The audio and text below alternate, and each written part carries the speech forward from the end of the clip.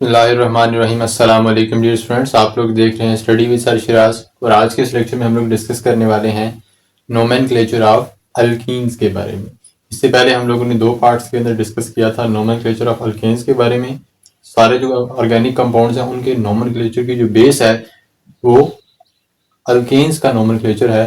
सो अगर आपने वीडियोस को नहीं देखा तो उन दोनों वीडियोस के जो लिंक्स हैं वो डिस्क्रिप्शन में प्रोवाइडेड हैं, वीडियोस एंड स्क्रीन के ऊपर मौजूद हैं।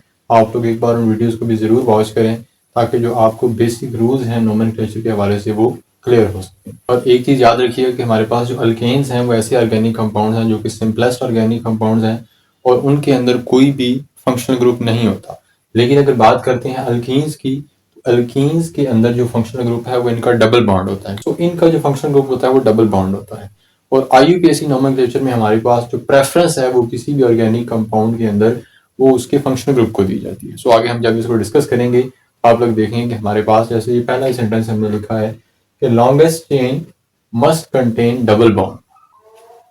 अब अल्केन्स के अंदर जब हम लोगों ने डिस्कस किया था लॉन्गेस्ट चेन को सिलेक्ट करने के लिए, तो वहां पे हमने कहा था कि मैक्सिमम नंबर ऑफ कार्बन आपको जहां से भी मिल जाए आपने उसी को लॉन्गेस्ट या पेरेंट चेन सेलेक्ट कर लेना। लेकिन अल्कीन्स के केस में ऐसा नहीं है।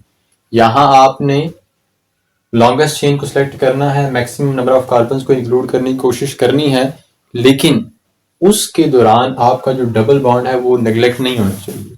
डबल बॉन्ड हर सूरत आपकी लॉन्गेस्ट चेन में आना चाहिए।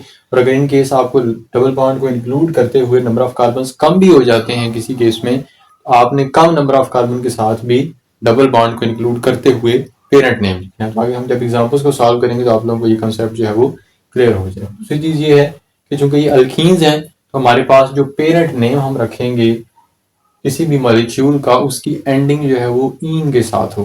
जैसे कि हमारे पास 3 कार्बनिक कंपाउंड को वैसे हम प्रोपेन कहते हैं अल्केन में, लेकिन जो इसका एंड पे ANE है इसको हटा के हम क्या लगा देंगे ENE। क्योंकि अल्कीन है तो ईन का वर्ड शो करेगा कि ये जो मॉलिक्यूल है वो क्या है, अल्कीन। स्टार्ट करते हैं अपनी पहली एग्जांपल को।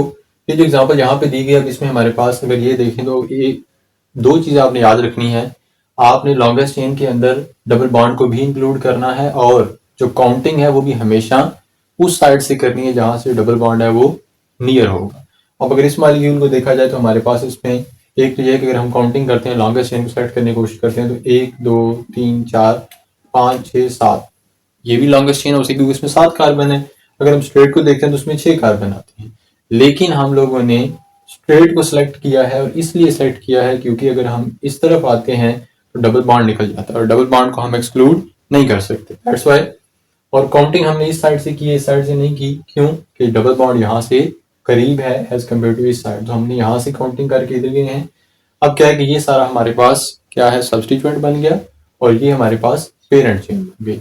बाकी रूल वही है जैसे हमारे पास पहले आपने सब्स्टिट्यूएंट की पोजीशन को और नेम को मेंशन करना है, एंड पे जाके आपने पेरेंट चेन का नेम और अल्कीन की पोजीशन को शो कर देना है। तो हमारे पास क्या है, थर्ड पोजीशन पे क्या लगा है, एन प्रोफाइल।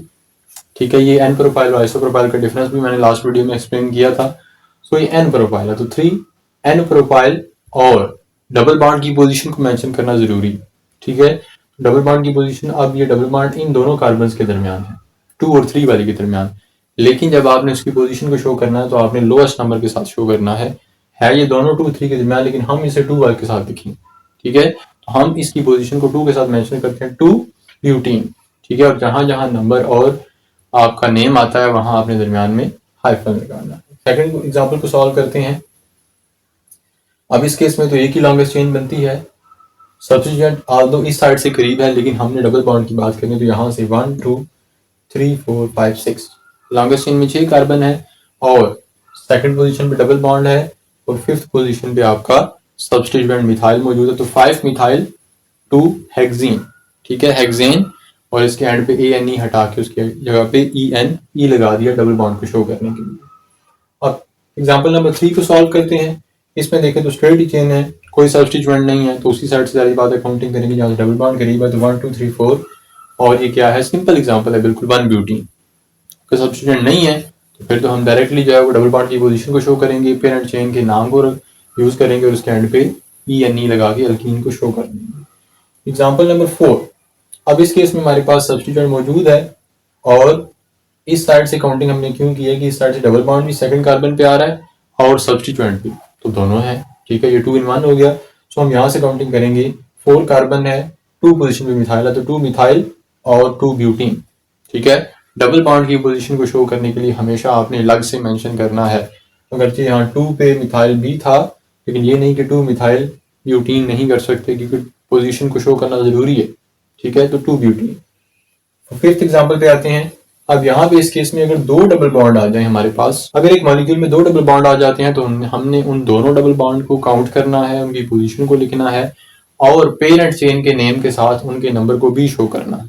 ठीक है, तो हमारे पास क्या है, हमने काउंटिंग की, एक डबल बॉन्ड पोजीशन नंबर 1 पे है, एक 3 पे है, तो 1 3 हाइफन लगा के 4 कार्बन वाली जो अल्केन है या लॉन्गेस्ट चेन है उसे क्या कहते हैं, ब्यूटेन। ठीक है, लेकिन हमने क्या है उसका ब्यूट लिया। ठीक है, या ब्यूटा, ब्यूटा 4 को कहते हैं, तो ब्यूटा। अब आगे हम अगर एक डबल बॉन्ड होता तो क्या लिखते हैं, ब्यूटीन, लेकिन अब क्या है 2 डबल बॉन्ड है तो डाई। ठीक है, तो ब्यूटा डाईइन। ठीक है, तो अगर 2 डबल बॉन्ड आ जाए मॉलिक्यूल में तो उसे क्या कहते हैं, डाईइन। अगर 3 डबल बॉन्ड आते हैं तो उसे क्या कहेंगे, ट्राईइन। तो जितने ज्यादा आपके पास डबल बॉन्ड्स हों, जितने डबल बॉन्ड मौजूद हैं, आपने उन डबल बॉन्ड्स के नंबर को भी शो करना है। तो अगर 2 डबल बॉन्ड है तो डाईइन, 3 होते तो ट्राईइन। ठीक है, तो हमने क्या कहा, 1 3 ब्यूटा, ब्यूटा 4 कार्बन को शो कर रहा है और डाईइन किसको शो कर रहा है कि 2 डबल बॉन्ड्स मौजूद हैं। अब यहाँ पे ये एग्जांपल लिखी है, ये स्पेशली लिखी है कंडेंस फार्मूला की फॉर्म में। लास्ट लेक्चर में मैंने डिस्कस किया था कि आप कंडेंस फार्मूला को किस तरीके से ओपन कर सकते हैं और ओपन करने के बाद ही आपने उसका नेम मेंशन करना है। तो ये हमारे पास क्या है, C और CH3 ट्वाइस, मतलब इस कार्बन के ऊपर 2 मिथाइल ग्रुप हैं। अब इसको हमने ओपन करके ऐसे लिखा कि ये जो कार्बन है इसको यहाँ पे लिखा और इसके ऊपर एक ये मिथाइल, एक ये मिथाइल, कार्बन डबल बॉन्ड लगाया और आगे क्या है, CH2। उसके बाद क्या है, काउंटिंग उसी साइड से करेंगे जहां से डबल बॉन्ड करीब है, यहां से 1 2 3 4, नीचे भी आ सकते थे, ऊपर भी जा सकते थे। ठीक है, तो कार्बन नंबर 3 के ऊपर एक मिथाइल ग्रुप मौजूद है, तो 3 मिथाइल 1 ब्यूटीन। ठीक है, तो अगर कंडेंस फार्मूला आ जाए तो उसे ओपन करके लिखना है और देन उसका फिर IUPAC नाम लिखना है। नेक्स्ट एग्जांपल नंबर 7 है। इसमें हमारे पास एक इंपॉर्टेंट पॉइंट आएगा। ठीक है, यहाँ पे अगर लॉन्गेस्ट चेन को देखें तो 5 कार्बन की है, काउंटिंग इधर से की है नियरेस्ट डबल बॉन्ड को शो करने के लिए।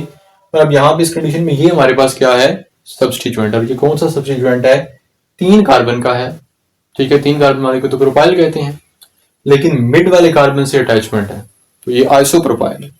ये यहाँ पे एन प्रोपाइल था और ये आइसो। आप इसका डिफरेंस देख सकते हैं कि एन और आइसो में फर्क क्या है।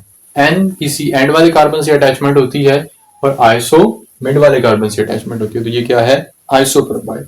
सो 2 आइसोप्रोपाइल 1 पेंटीन। ठीक है, उसके बाद एग्जांपल नंबर 8 पे आ जाए। यहाँ पे स्ट्रेट चेन है, कोई फर्क नहीं है, हमने काउंटिंग यहाँ से करनी है, जाहिर सी बात है। और अब इस केस में हमारे पास ये जो ग्रुप है ये है हमारा सब्स्टिट्यूएंट, और सब्स्टिट्यूएंट क्या है, C2H5, और C2H5 को क्या कहते हैं, इथाइल। सो 2 इथाइल 1 पेंटीन। ठीक है, तो ये कुछ एग्जांपल्स हैं हमारे पास अल्कीन्स के हवाले से। अगर आपको फर्दर कोई भी क्वेश्चन हो इस लेक्चर के हवाले से, या आप अपने क्वेश्चंस को हमारे कमेंट सेक्शन में जाकर पोस्ट कर सकते हैं। मिलते हैं नेक्स्ट वीडियो, तब तक के लिए अल्लाह हाफिज।